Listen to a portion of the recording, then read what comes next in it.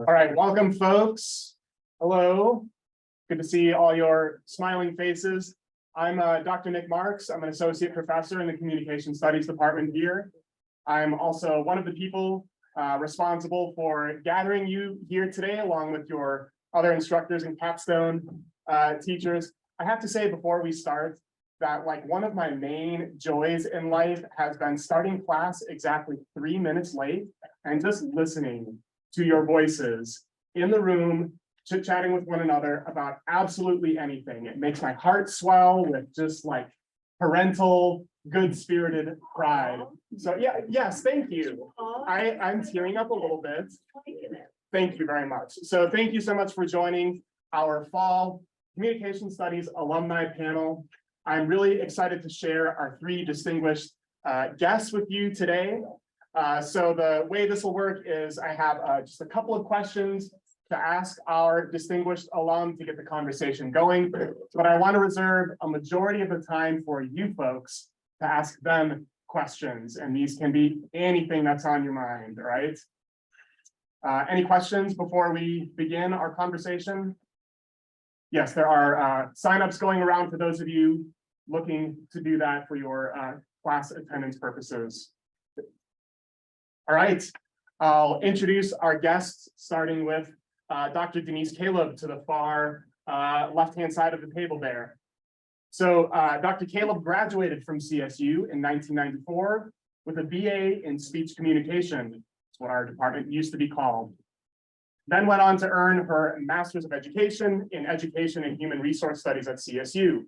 She holds a doctorate in organizational leadership and a professional in human resources certification. Dr. Caleb provides HRSISM's roadmap for strategic expansion and progressive growth. Previously, she spent more than 25 years in human resources, business development, partnerships, and marketing executive leadership roles at employers such as Ford Motor Credit, Walgreens, and the University of Kansas Health System. Please join me in welcoming Dr. Caleb.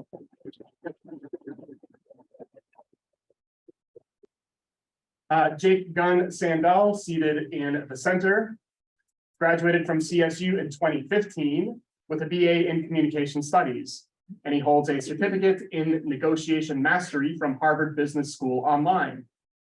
At SPMB, a top executive search firm, Gunn-Sandell leads searches to find quality talent for a variety of early to late stage venture capital, private equity, and publicly traded tech companies. Gunn-Sandell is passionate about recruiting and thrives when connecting people and companies. He uses his diverse background and experience to customize each search and has a diverse portfolio of completed searches within many types of software companies. Please join me in welcoming Jake.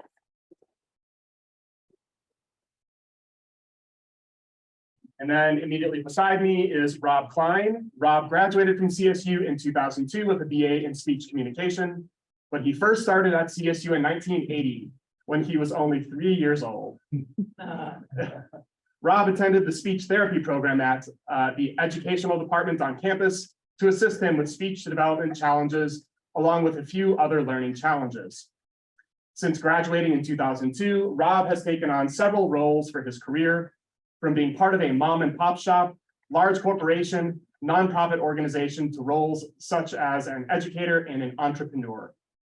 Today, Rob is a self-employed realtor here in Fort Collins. Welcome, Rob.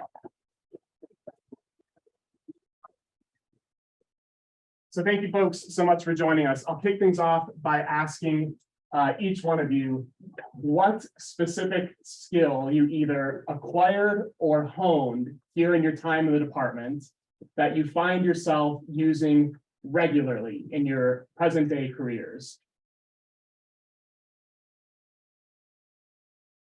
Anyone can begin. Maybe you need a moment to think.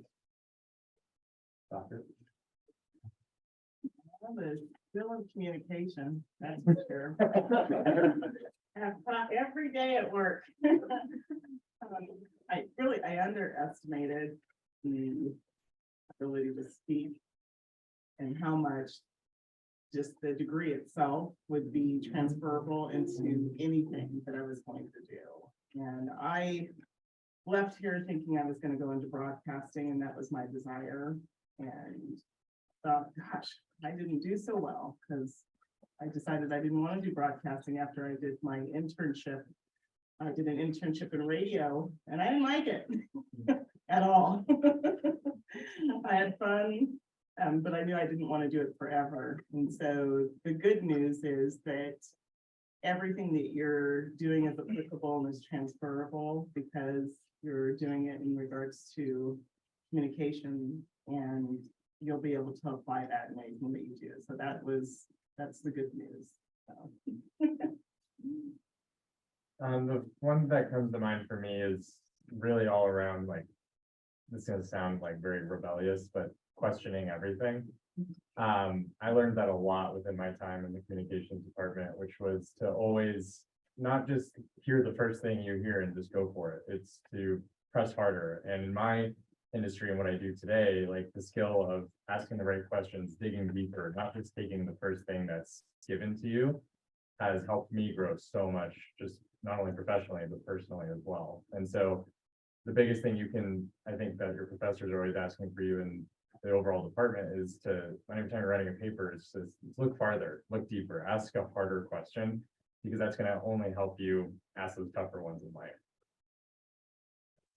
I feel with this department, I learned the ability to learn, and I found that to be very valuable. With communication, interpersonal, intercultural, the full spectrum of it, negotiating to dealing out hard news to people. You know, I've had a wild career from living in China for 3 years and picking up the language there and starting out just with pigeon talk, non-personal communication, to actually speaking the language, to negotiating large contracts, to working with kids that are at risk, and going through challenges themselves. And yeah, I found that the communication department really assisted me with that. Thank you. I purposely wanted to sort of ask these in a certain sequence. I want you folks to share a little bit more about your specific career paths, particularly by sharing what you thought you were going to pursue as an undergraduate here. So what did you kind of have your sights set on while you were studying communication studies with us? And then give us a kind of overview of how you ended up in your current positions.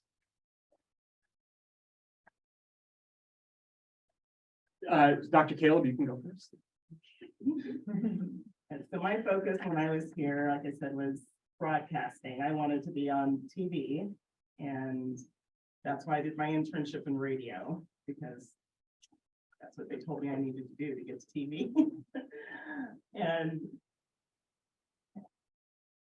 I didn't go that direction because I wanted to have a family. And then when I learned more about the profession of broadcasting, I didn't feel like the two really played well together. I wanted to have 6 kids. And didn't want to get up. I'm not a morning person. I didn't want to get up at 2 a.m., 3 a.m. to make the news. But I felt like I was a really, really good writer. And so when I left here, I just needed a job. And so I went to the Career Center and worked with a lady named Caressa that worked here, Hofstenbaugh, and she no longer is here at the Career Center. She said, you know, why don't you work for a large organization and just get your foot in the door? So I did that and packed my bags and moved to Portland, Oregon, because I was really adventurous, and landed a position with Ford Motor Credit and did customer service and learned how to write paper and buy deals, and got into the automotive industry for some odd reason. And this degree was actually applicable, and did that for a little bit, and ran into a really nice HR professional when I worked out in Silver Springs, Maryland. And I said, HR, what's that? What do you guys do? And that's where I started my career in recruiting. And I never looked back after that. And so then when I came back to Colorado later on, I decided to make that my career path, and worked on my master's in human resource management, and been doing it for 25 years. And that led me to be able to work in HR consulting for some time. Then I've gone and worked in higher education. It was for profit. I worked for Walgreens in HR. I worked for the University of Kansas Health System. That's where I was the VP of human resources there.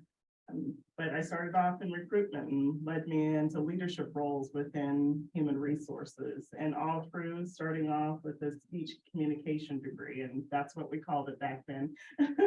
But I'm sure the curriculum, I've looked back and look, there's a lot of the bulk of the curriculum is very similar, but the title of it is different. And then where that's continued to lead me is now I actually work for the HR Certification Institute. We just broke off and designed a entity called the HR Standards Institute. So I've really dedicated my life to human resources around HR standards, and we do that on an international level, and we lead the standardization of HR, and we are the secretariat for HR standards and provide all the governance for how HR is done. So it's been a whirlwind over the last 25 years of all HR practices and processes, and I'm the president of HRSI now. So it's been a long journey.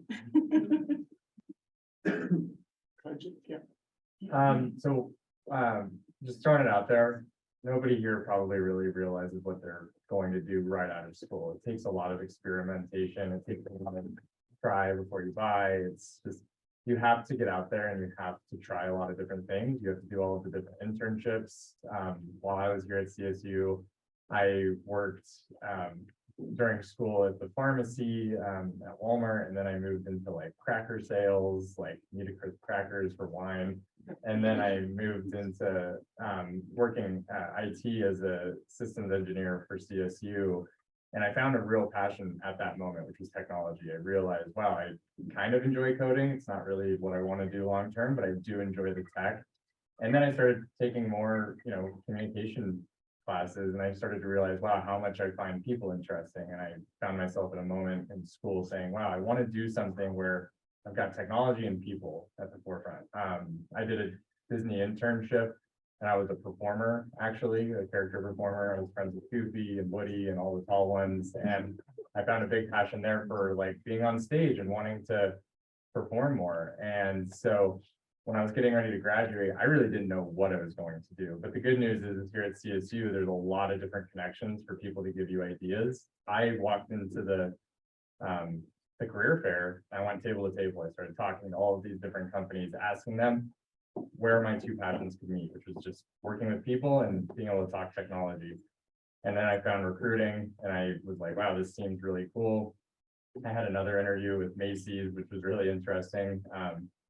That company has not done so well, unfortunately, with everything. But recruiting, I found between like those two offers was, wow, that's where I get to talk to people about tech. And it's kind of like, I'm a firm believer, if you say it out loud, it will happen if you really believe in it. And I knew I wanted to do that. So spent 3 years technical recruiting, working for companies like big ones like the Comcast of the world, and was building out their developers and their engineering departments, project managers.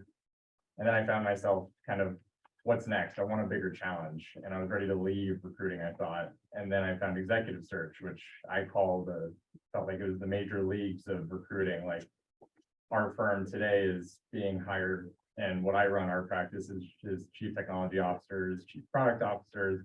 So the companies like Disney and even startups will call me and will reach out to our firm, and they'll say, hey, we need a CEO here, or we need a C-level exec or an SVP here. You need to find us the right person for it. Here's all the things we're looking for. And it's what I love about it is that I get to bring my own take to it. I get to tell them where they're wrong. And I think, hey, you're looking for this in the market, or if culture is affecting you here in this area of your company, this is the type of person you're going to need. And so I love in my career that I'm able to do that type of play, which is bring my own answers to my clients and help them grow. So what I'm getting at altogether here is you never really know where it's going to land you, but you have to find your main passions in life, and then it'll be provided for you with what you find. Yeah. When I first attended CSU, I didn't know where I was going to go, but I knew I was going to go somewhere. And I felt a lot of support from the peers as well as from the professors. And, I just kind of started navigating in my own way of where I will go and how I will go. And it was just right at the news of September 11th, and the world just seemed so shaky. And it was just like, wow, even at this time, there are things that I have no control over. But why don't I just focus on what I do have control over? And, go ahead and still try to attain a job, even though the market sounds like it's going to be tough and this or that is going to be a challenge. And I ended up starting out with enterprise car rental. And, it just landed right on my lap pretty much. And I took it and ran with it and became the top salesperson in the nation for the company. With that, I got promoted, and they sent me up into the mountains, and there was a struggling store there, and I ended up turning it around and then running about 5 stores, opening up a couple from Eagle to Silverthorne, Vale, Aspen. I was working with a lot of VIPs and people who were extremely demanding. I got to a point where I was having like 4 cell phones, and I would sleep maybe 3 hours a night because the Eagle Airport's open 24/7. And oh my goodness. So it got to be too much for me. And I felt that was in a way misuse of my life for those 3 years. And so what I did is I took a step back and I went into wilderness therapy, and I worked with court ordered teens and prisoners, and I worked with them. I lived in the woods for 8 months. And so instead of 4 months or 4 phones, I only had a satellite phone. And, I could call people, but they couldn't call me. And it just felt wonderful. And I got to work with a lot of youth who were in the system for one reason or another, and just working with them and learning their story.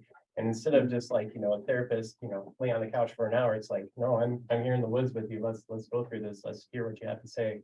From there, I got my visa all set and went to Shijiazhuang, China, which is in the Hebei province, about 3 hours south of Beijing. And it was a small city that's only 40 years old, and it has 9 million people. Of the 9 million, only 200 were foreign descendants. Of that, only about 20 were non-Asian. So I definitely stood out. I worked at a university and really turned around a lot of the youth that were there. And it was just amazing experience all around. I did a couple of side jobs. I was in movies, I was in commercials, I did all kinds of things like that. Traveled around Asia, ventured back, and coming back into the US, tried to start a business. I started a hostel, or worked towards it.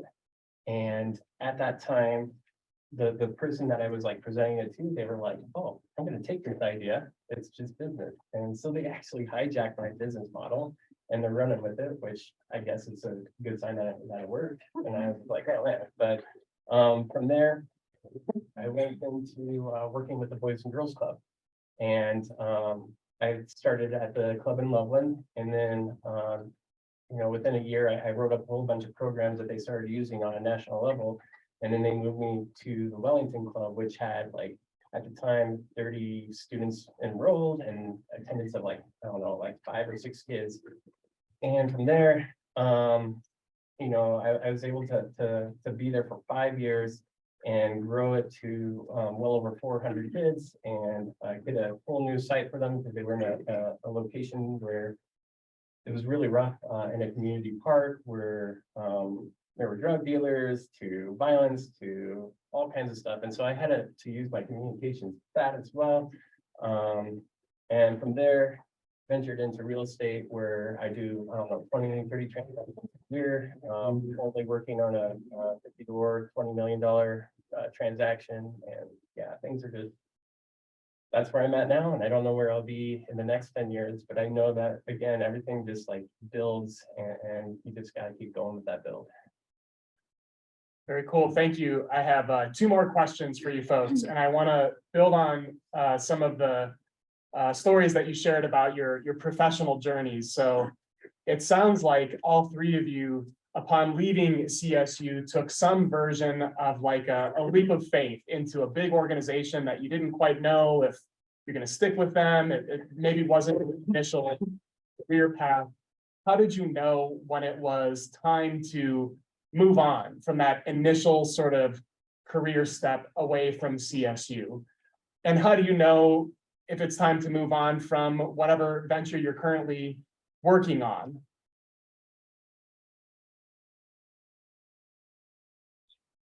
It can either be something you're like currently dealing with, or in retrospect, this is how I knew that I wasn't going to stay at the cracker company. Yeah. Well, so that one did not come to mind first. I knew I was like, I don't want to be selling this forever. I was just trying to get to college a little bit through that. But I do remember specifically the moment where I left my first job out of school, which was the first technical recruiting position. It was 3 years, and you got to really listen to your gut. The moment I heard myself saying, I am not being challenged anymore, I don't find this hard, I find it easy. I've always lived by a life of, I called it in school, gosh, and I forgot, like, hashtag get uncomfortable. Like, I just wanted to always be uncomfortable in situations so that I could learn from them. I wasn't having that anymore. And so if you're ever at a moment's notice of realizing, wow, this is easy, this is a little too simple, look for change and don't be afraid of it. Because what's cool is I knew that I was looking to leave, but I was doing really well there.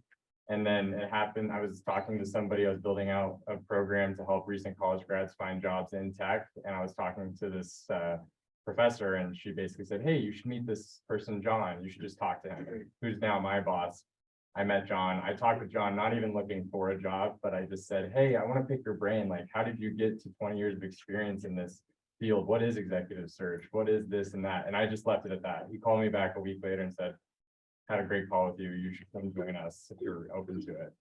And so just that, the fact that I was looking for something and I felt like I was trying to challenge myself differently, something was presented. So listen to yourself if you notice it's too easy. Yeah, I would say, yeah, always be challenged.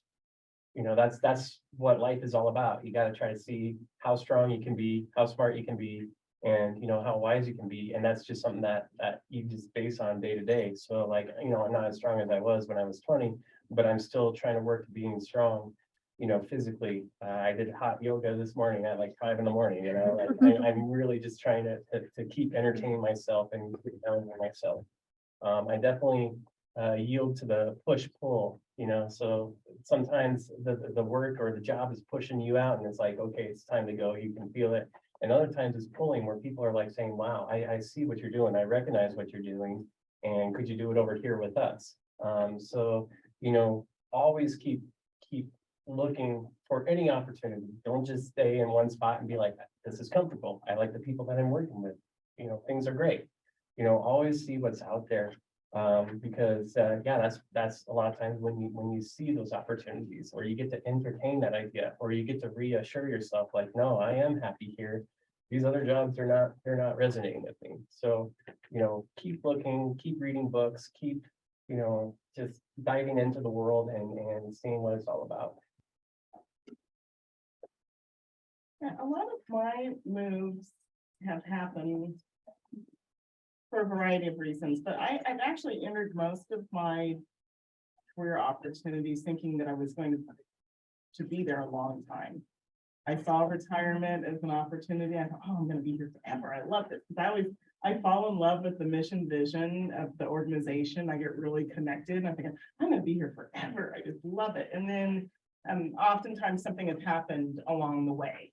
A few times it's been the lack of challenge and wanting a little bit more, aspiring for a little bit more, because I'm a learner and I have to, that's why I continue to go to school, you know, and been on this educational path for so long. So that's been it. There's been a few times that I've left because I wasn't in alignment from an integrity standpoint. Something has caused me to have to make a different choice, and I've pushed back and tried to challenge, and I said, okay, I'm not going to change the organization, so it's time for me to make a different decision and be on a different path. And so that's happened. And there's only been one time when I went in and I was really upfront and just said, okay, I'm coming and I'm going to take this position, but I know that this isn't going to be long-term for me. And through that search process, and I was sought out, I said, you know, I'll come, but I'll be there for 3 years. And I actually was there for much less than that, didn't quite make it to a year, but the departure was because of an integrity issue. And so I've let that guide a lot of my decisions. I've also been very open when people have sought me out for opportunities to lean in and say yes first, and versus saying no and kind of explore other opportunities. I think it's really healthy. And I'm willing to take the risk to move to other opportunities, probably more so than some people. But I'm in a dual income household. And so I've had the opportunity to be set up to take some more risk because I've had the security of my husband being military and having that security. So you kind of have to think those things through. You know, if you're a single parent household, then don't do what I've done, because I've moved a lot. I've had a lot of different positions. You know, you've got to make different choices sometimes depending on what you are trying to do to support your own household or your circumstances. But I've been very fortunate to be able to make a lot of moves and take some different types of risks. I'm wired as an entrepreneur. I do a lot of real estate as well, and we take some risks from that perspective and have a pretty strong portfolio. I like to do that on the side. And so hopefully that helps, but yeah, I'm not your traditional makeup, but I have often gone in. When I went to Ford Motor Credit, I thought, oh, I'm gonna be here forever. I was in love with that company. I really was, and I still love it. I still love the brand and everything. I think there was just some fun things that I discovered there. And I remember when I interviewed at Walgreens, I told my boss that selected me, because they were really hesitant to hire me. That interview was interesting. They're like, you are not who we would bring in here. Like, you don't have any retail experience. I said, I do too. I said, when I went to CSU, I worked at a company called Structure for a little bit. And they're like, I didn't last very long, but I did because I wanted to go to the football games. And so I didn't, they couldn't keep me on the schedule and they needed me on Saturdays. And I kept on wanting to go to watch CSU football. But I did do a little bit of retail, and he laughed and he's like, but we usually bring in people who have retail, or either you've worked at the store level for a little bit. I said, well, I'm not that person. I said, but I know HR. So you got to make a choice. You either want someone who knows HR, or you want someone who's been, worked at the retail level. And he and I got along and we worked really, really well together. And I said, I want to work at a really large Fortune 500 company, because it doesn't get any bigger than Walgreens. And it doesn't. I mean, they're the largest pharmaceutical company in the world. Learned a lot there. And my departure from there was very different. I had to, it was for family reasons that I had to make a choice. I needed to step back and do some caretaking for my mother. So for all different reasons, you'll find that you do departures and have to make choices as to why you leave, and just make sure you don't do it in haste and you think it through and make sure you thought everything through and you talk it through with certain advisors in your life, and don't quit your job like Beyonce says. Beyonce's got a lot of money. She can, well, the rest of us need to think things through. I have one more question for the panelists, and I want to follow up on that last point from Dr. Caleb. And I want to start by acknowledging that lots and lots of research and newspaper reporting talks about how the folks, many of whom are in this room, are entering the job market, right, seeking their first step away from college, want to align their professional experience with something social justice oriented, with something that's enacting change in the world for better writ large, right? However we define that. How do you folks sort of see that in your respective professions? Where does that pop up in specific sort of workplace interactions, or in hiring practices and recruiting? And how do you balance that impulse with the reality of what a job is, and that is what many of you described as just a thing that pays you to be able to eat and have shelter and sort of get through week by week. How do you sort of hold those two things in your head, that a job is a job, but it also can and possibly should be something that works to address bigger picture issues?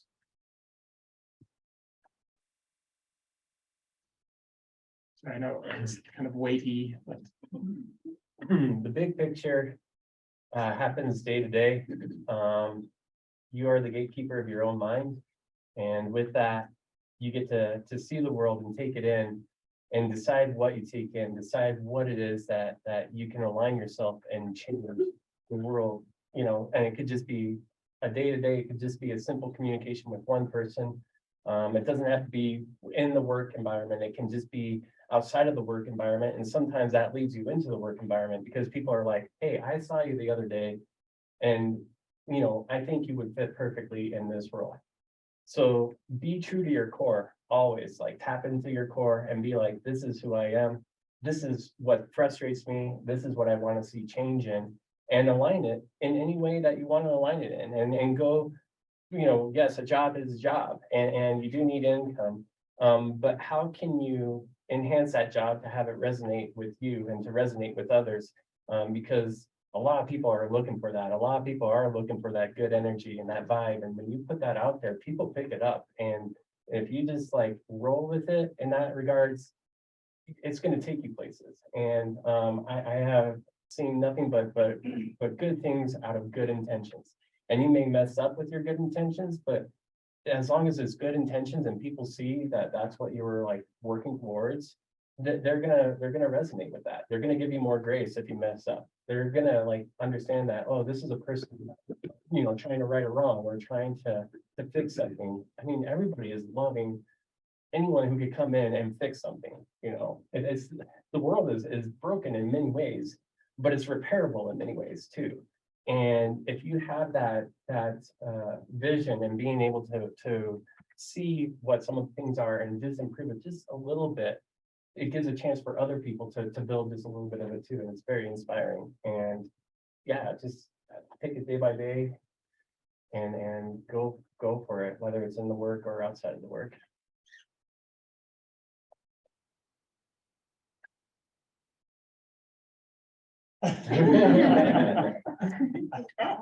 always on here.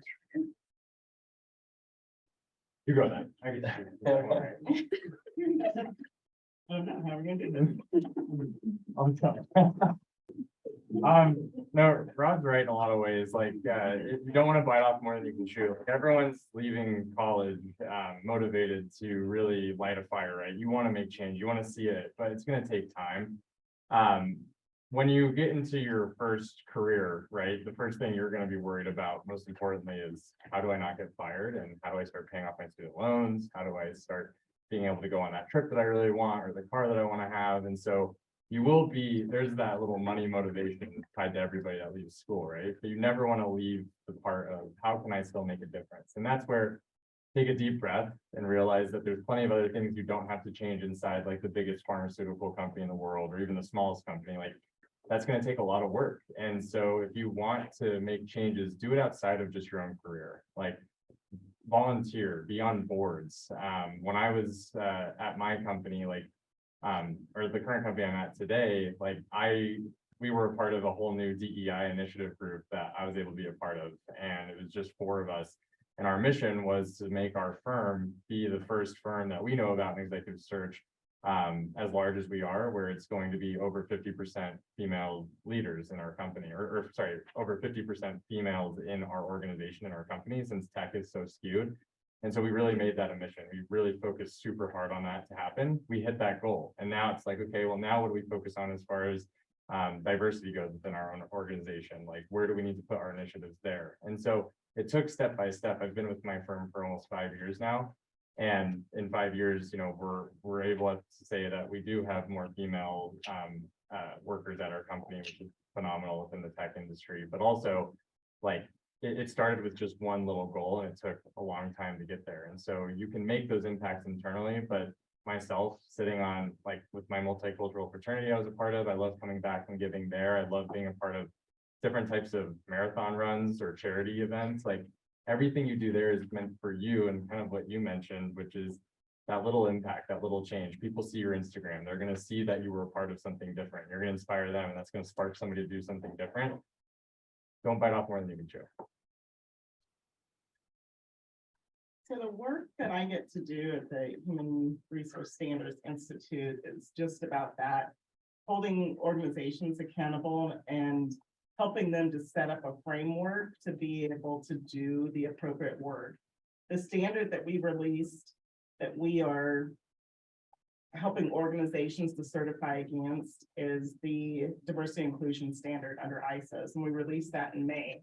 And what I love about the work that we get to do, and the reason why I left my last position just last summer and joined HRCI, is to do this work, because I really want to do something that's going to make an impact. And so we certify organizations against the diversity inclusion standard, and it helps organizations to know how to do diversity inclusion work really well. And they have a guidebook to know how to do it effectively, because I think most organizations, they have good intentions and they want to do it well. Some don't. Some are just writing a D&I statement just to check it off. But what we're holding organizations accountable to do it through a continual improvement process, and making sure that they're not just writing a statement, that they say that they want to have an authentic workplace available for people to show up and truly be themselves and be inclusive and belong, that they really know how to make that happen, and they do it from a strategic standpoint. And so I love that. And so what I love is that people who are graduating college now are holding organizations accountable, and you're looking for organizations to not just write the statement. You're like, okay, what are you doing beyond writing a D&I statement? And are you making sure that your hiring practices are fair and equitable? Are you paying people fairly? Are you doing work that's in the community? Is there social justice, that work that you're doing? And are you being fair internally with employees? And so keep pushing on the systems that are out there and making sure, and look for the companies that are doing it well. I mean, I do think it matters to go and be selective of who you're going to get up every day and go and work for, and who you're going to earn your paycheck for and give your time to, because we spend a lot of time at work. We spend a lot of time there. And so, and you're not earning all the money that's coming in the door at those workplaces. And so make sure that where you are going and contributing your time, that it means something to you. So I think it's good. I think it matters to be selective and, you know, look at their mission and vision and ask them about what they're doing to make sure that it's actually being played out, and it's not just words, that they're actually doing the work behind the statements that they're making. That would be my 2 cents. Or maybe I gave you 30 cents there. No, I love that reminder that you're working for yourself, but also the company owns part of your labor. Be selective about who owns that. I'll open it up to our students gathered here. The white shirt. Thank you. So I'm curious to know, like, red and or green flags to look for when you are looking for a company that isn't just slapping the diversity and inclusion statement on their brand. Like, what are things you could ask for in an interview, or what are things you could, how could it, like, someone best feel out a company before actually starting there to make sure that they are committed to their diversity and inclusion statements? Yeah, that's a good question. So she asked, you know, how can you best qualify and assess whether or not an organization has you know, a real commitment to diversity and inclusion. So what I would do, and what I do when I go and interview, if that means something to me, and it does, it matters whether or not there's a commitment to D&I, is, you know, that at the end of that interview, and even before I go to interview, I do my research and look at their website and see, you know, you can do a lot of research before you even apply.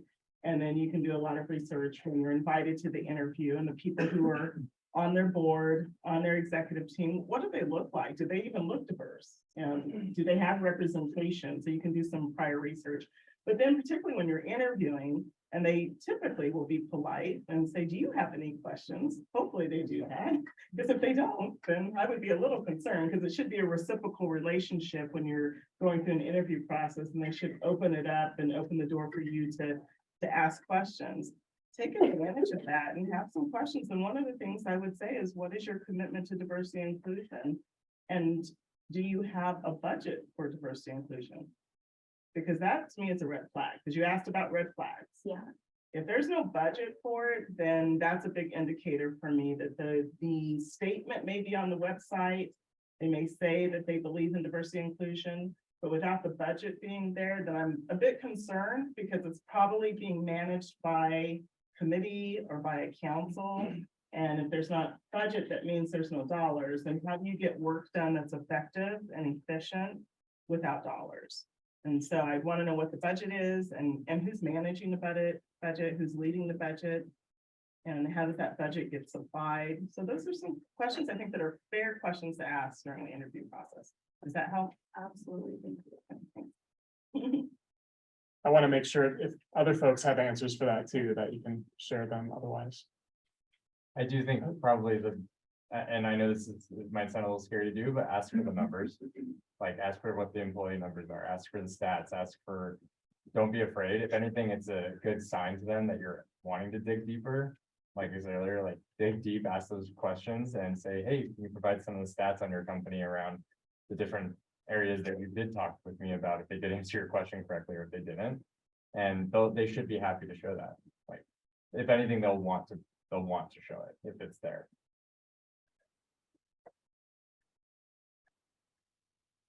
We're in the front as well. Yeah. Yeah, so I have two questions, one specifically for you. I know Okay. it's very, very weird, but I have to ask.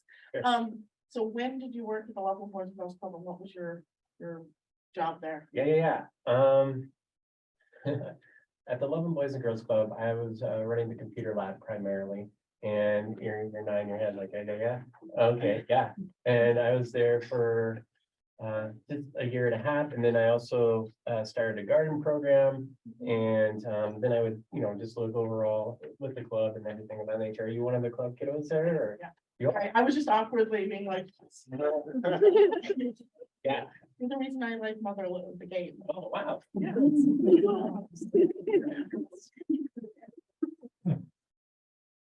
That's my random question.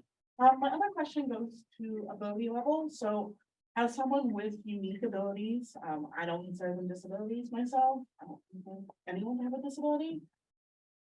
Have any of you had any experiences with either having unique abilities and going into the market, or like having someone go into the market and like learning how to navigate that? Great question. I personally have not, that is not something that I've had to deal with on my own, but I do have a friend that has had to, he had a very, very, what's the best way, but like a speech impediment, and he really had to like struggle talking with somebody. I mean, he just couldn't have a conversation all the way through. And actually here at CSU, he was a part of the speech, like some speech therapy group, and went to it all the time, constantly. And in those interviews, I do know the one thing that always made him stand out, and he had 3 offers when he graduated, and it was by always bringing it up right away.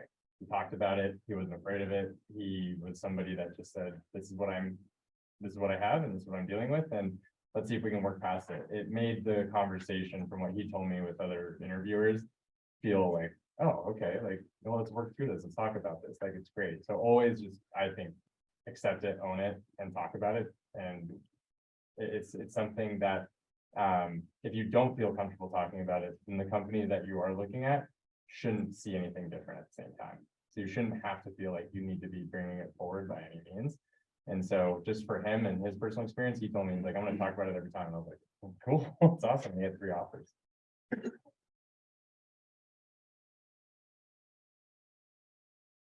So I have a little bit of a different thought on it. I think, do the research on the organization that you're applying to.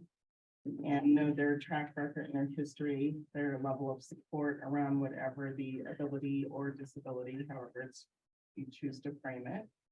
And know that you have rights from a HR perspective, and making sure when you disclose, there's sometimes a good amount of research and thought that you need to put into when you disclose, and whether or not you have a decision point to make of whether or not you ask for reasonable accommodation and what that looks like on a federal or state level.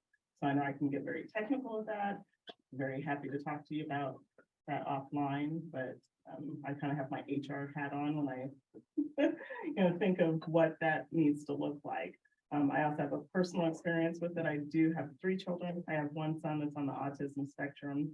And so know what that looks like to navigate it from a educational standpoint, and being on college campuses and making sure there's accommodations, and the difference between an accommodation and a modifications and work.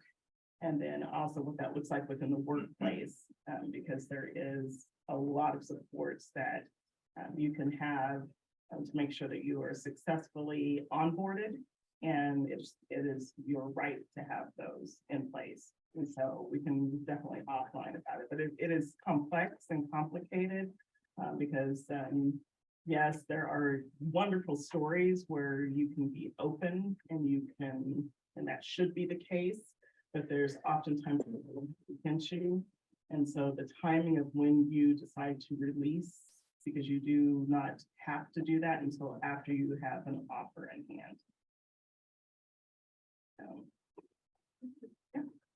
And I think we all have so many unique abilities, and anybody that's like has what they would call a disability somewhere else, they have an ability because they have figured a way around it to function in this world. However challenging it may be, you're here, you've made it this far, and you can keep going with that. And when you present yourself in those job interviews, you want to find somebody who looks at your abilities, not looks at your disabilities, and really try to see how they can align you with what needs to be done and accomplished to the best of the ability for the whole team. And I know of people who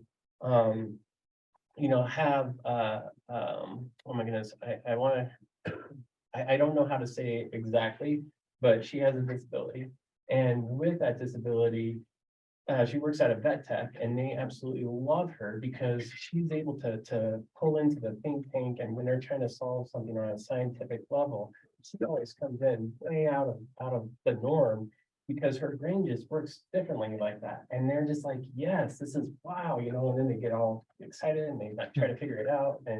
And so, when you show yourself, yeah, you want to show your best self, but you also want to see your best self. So when you're applying and when you're, like doing the research, which definitely do the research, but when you're interacting with that person, you want to feel good about yourself and find a way that you can help them, but also see a way that they can help you.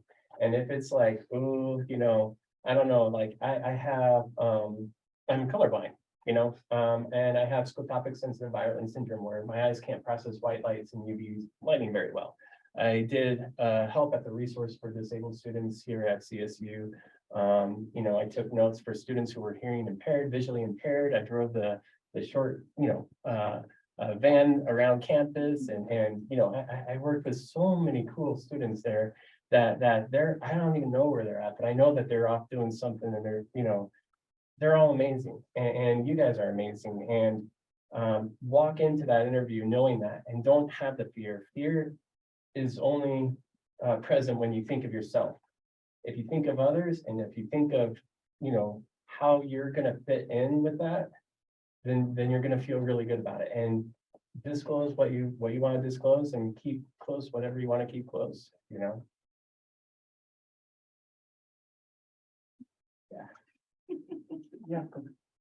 So I know one of you mentioned like searching for a job right after 9/11, like tumultuous times. Yeah.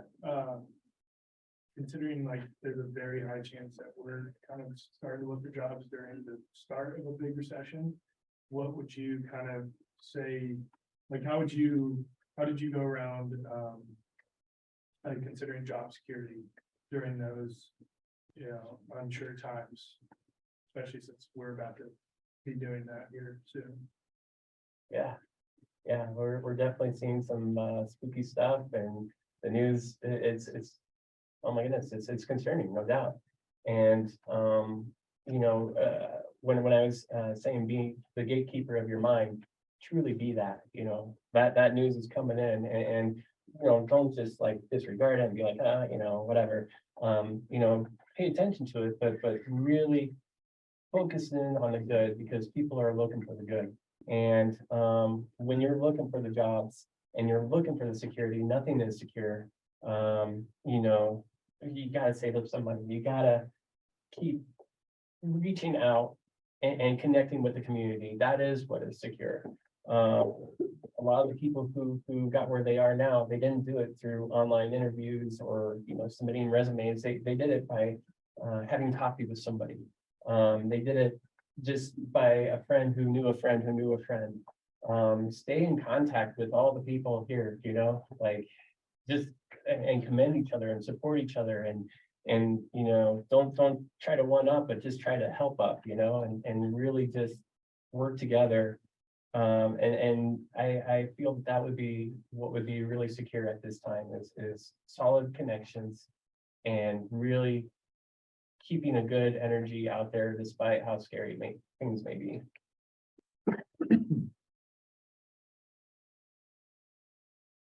I agree, networking is really good, it's powerful. Yeah, don't underestimate that. And with that, I've gotten a position from just applying on, I think it was at the time, Indeed. Yeah, the Walgreens position that I got, I applied, I didn't know anybody there. It came up and I was up late one night, and I said, God, I've always wanted to work for Walgreens, but they never posted any positions. And I didn't understand why. For years, I saw an episode run on 60 Minutes, probably about 5 years before, because they have a program called the READY program. It's the Retail Employees Disability Initiative. And they had a program that they had started in their warehouses for individuals on the autism spectrum. And I fell in love with Walgreens. I was like, I want to work there in HR. I was like, I don't think they have HR because they never had any positions posted. And finally, I saw one posted. I was like, I know no one there. They don't seem to have HR. And I saw a position posted and I applied for it. And that's when I had that conversation I was telling you about when they told me I had no retail experience and got the job offer. But you know, what was interesting about that is that I fell in love with the brand through a news story, because I'm obsessed with 60 Minutes, and applied for it and got the position.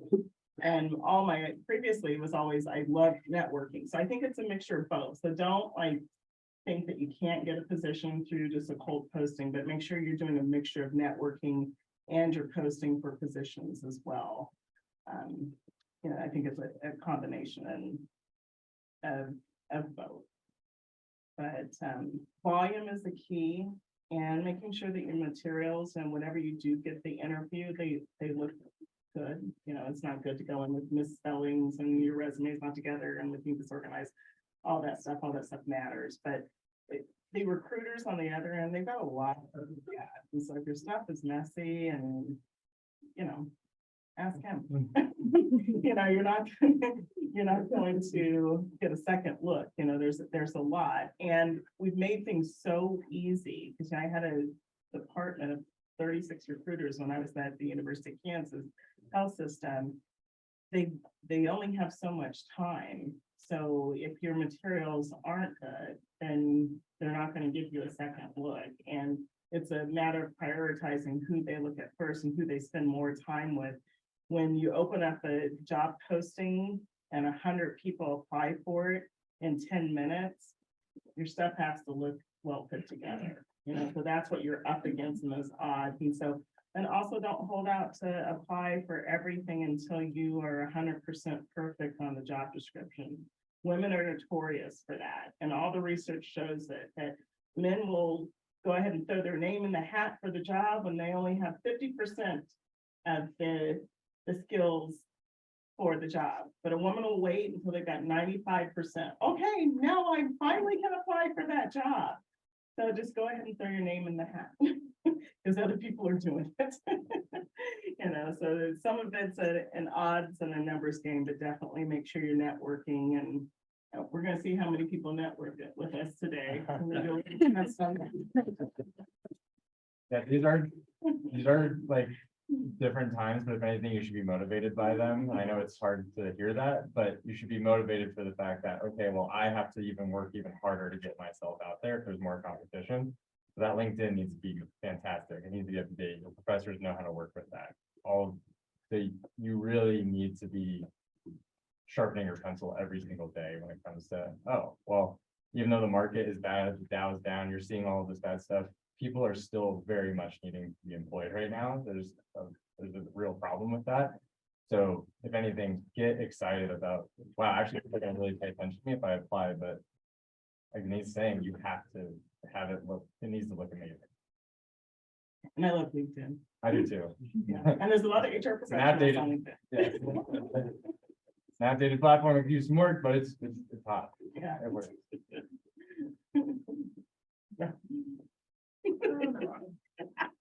I was wondering if you guys have anything that like you wish you could have told yourself or advice that you wish you would have had graduating college, what would it be?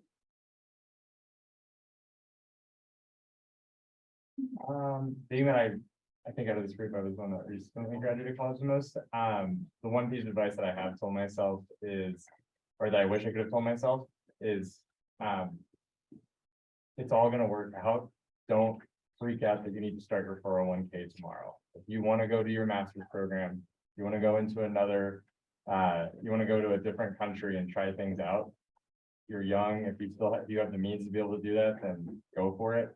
That's one thing I wish I probably would have told myself, but I wanted to get in and start that 401k.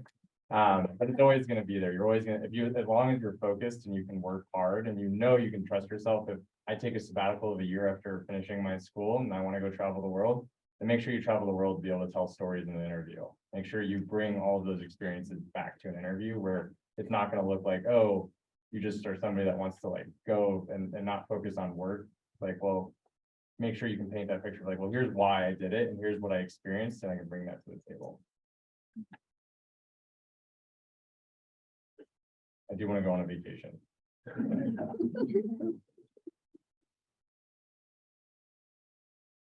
Well, I would say, yeah, like the coulda, shoulda, wouldas. I would say a little bit more solitude and reflection and slowing down. I was definitely a go-getter and like college and working a couple jobs and then, you know, trying to do this and trying to do this, trying to do that.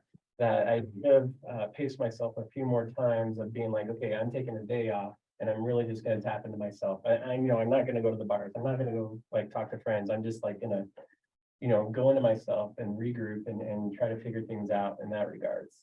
But everything else, I feel like it was just a beautiful thing. It was all learning experiences that I had to go through, whether they were good or they were bad. And you know, there are books now that I read that I was like, I wish I had this book in my hand years ago. You know, and that's just part of life though. But acknowledging that and knowing that, then it shows that you've grown. So like knowing that you're different than the person that you were before, you know, that's a good thing because it shows that you've grown.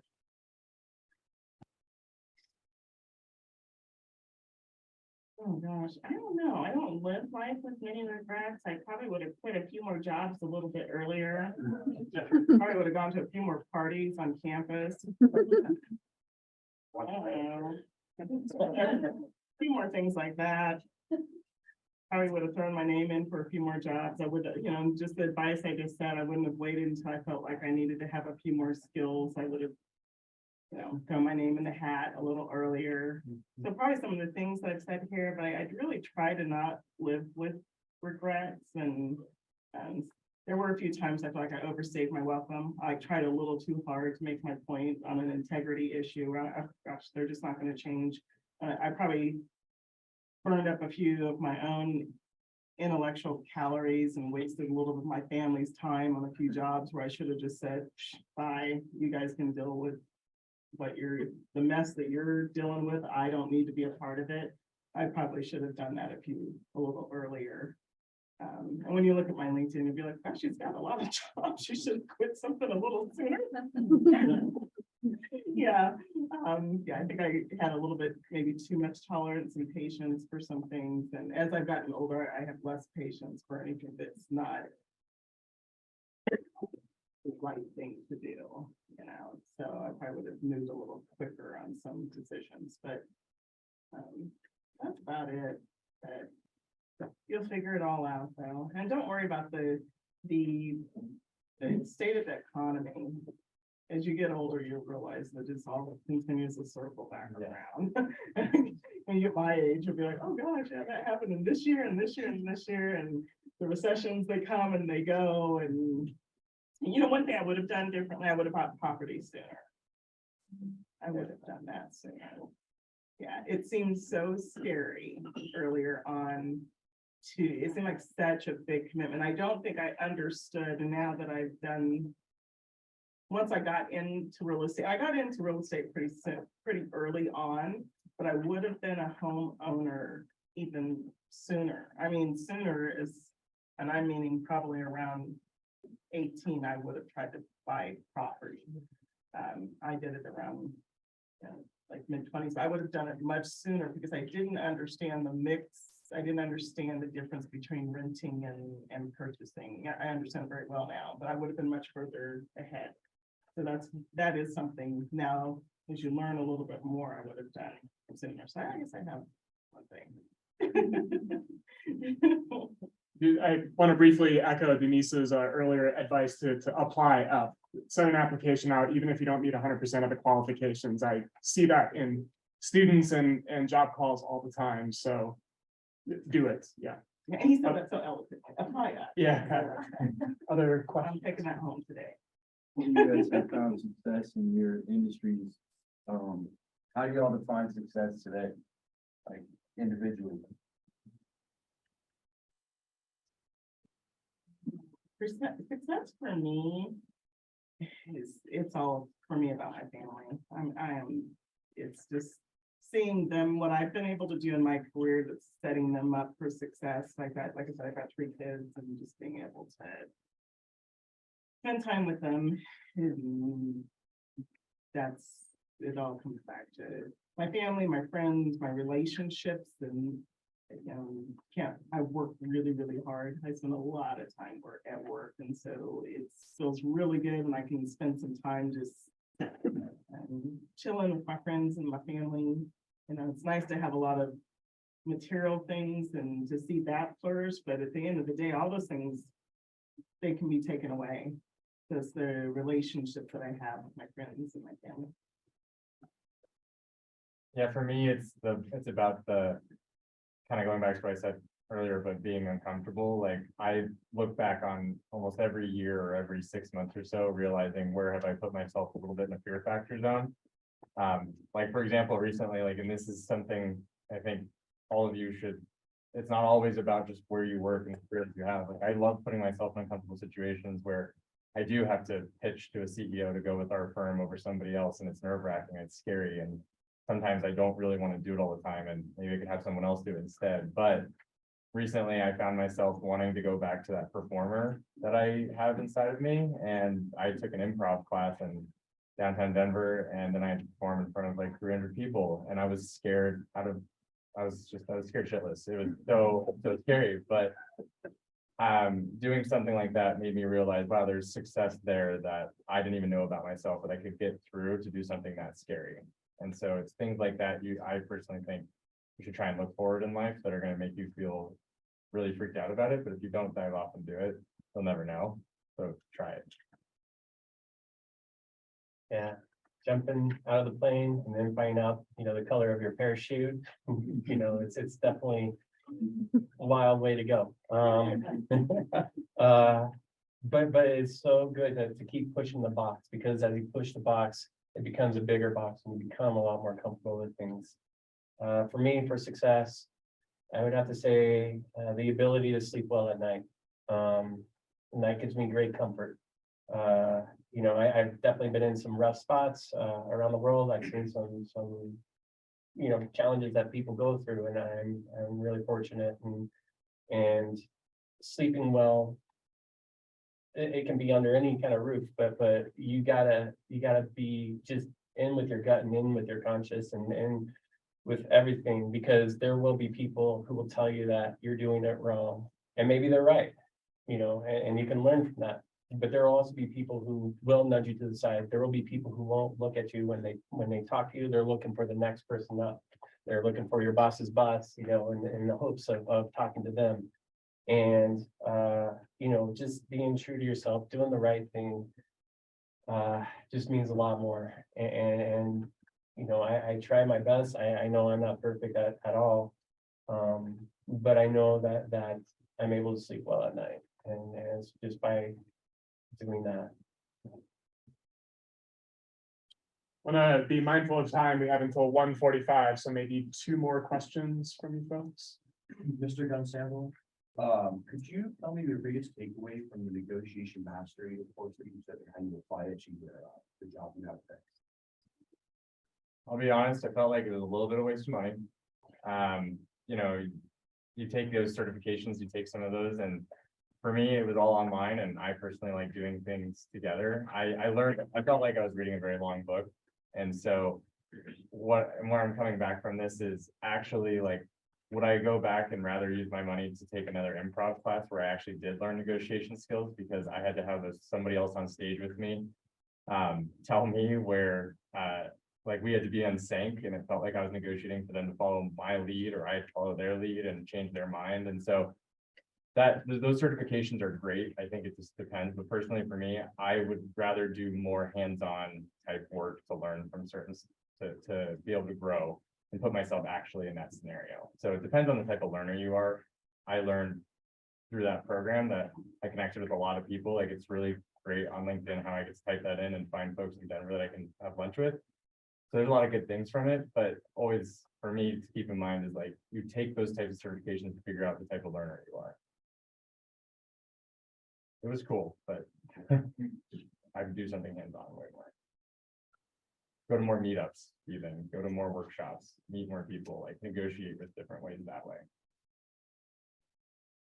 There's a really good book written by Marshall Ruthenberg called Nonviolent Communication. I don't know if you guys have that in your courses or anything, but he started out with conflict resolution and negotiating between warring tribes in the Middle East, and having to really come across where everybody has unmet needs, and they may express those needs not in the best way. And he really dives into that, and it really kind of falls into negotiation in a very unique way. So yeah, definitely look for people who are really good at negotiating that you look up to, and ask them what books they read, or what inspires them, or what are they learning from. And I think that will be really helpful for you. So definitely teach yourself a lot, as well as jumping into things that challenge you. And one thing to say about those types of certifications is they're shiny objects. Like, at the end of the day, whether you learn something or not, you still did it, and it stands out on a resume, it stands out on LinkedIn. Having different certifications around like diversity and inclusion, like things like that, you will learn a lot from. But it's also good for you to put your time and effort into it, because it is a shiny object. It looks really good. It shows that you care about something. If it was a $200 to $1,000 course, but you're able to make it happen, it's going to look good. So whether you learn something from it or not, it's still going to reflect that you are putting the effort forward to continue learning as a professional. Time for one more question for our alum.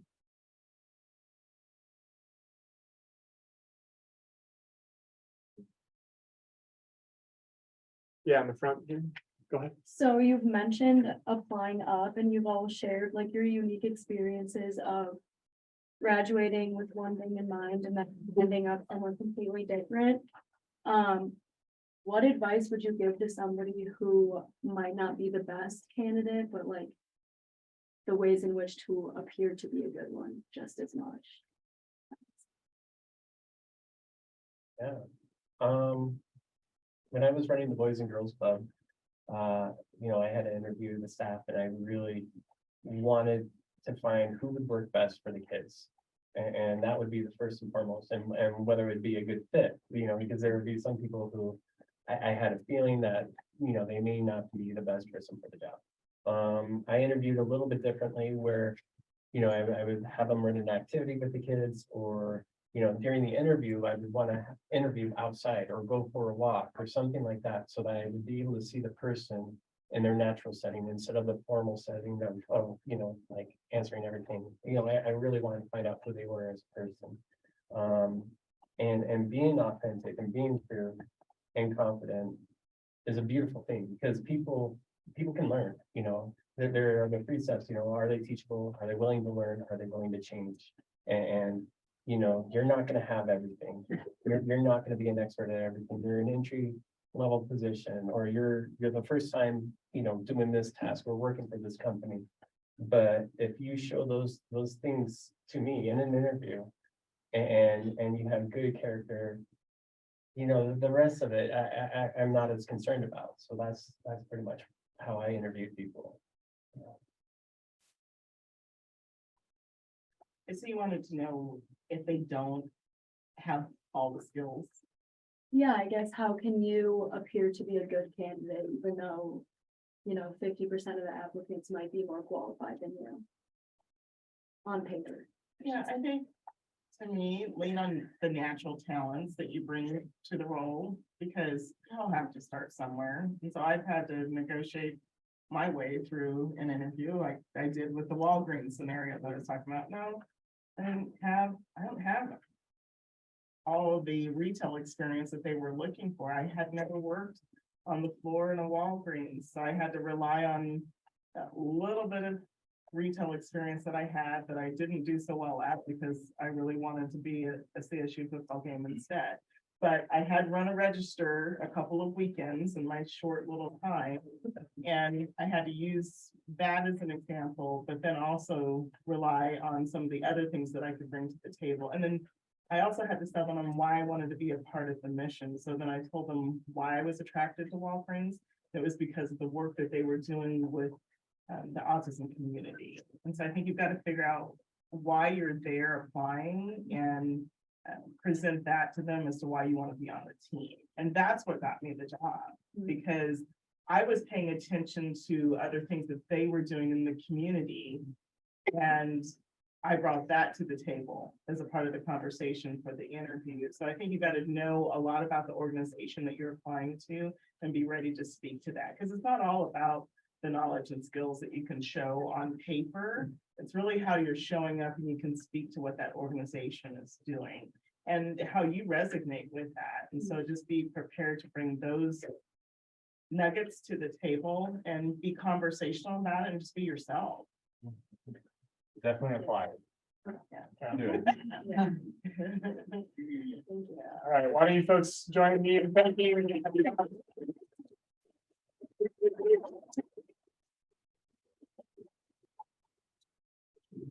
Thanks so much for joining us today. Have a good rest of your afternoons. Hit us up on LinkedIn. Yeah.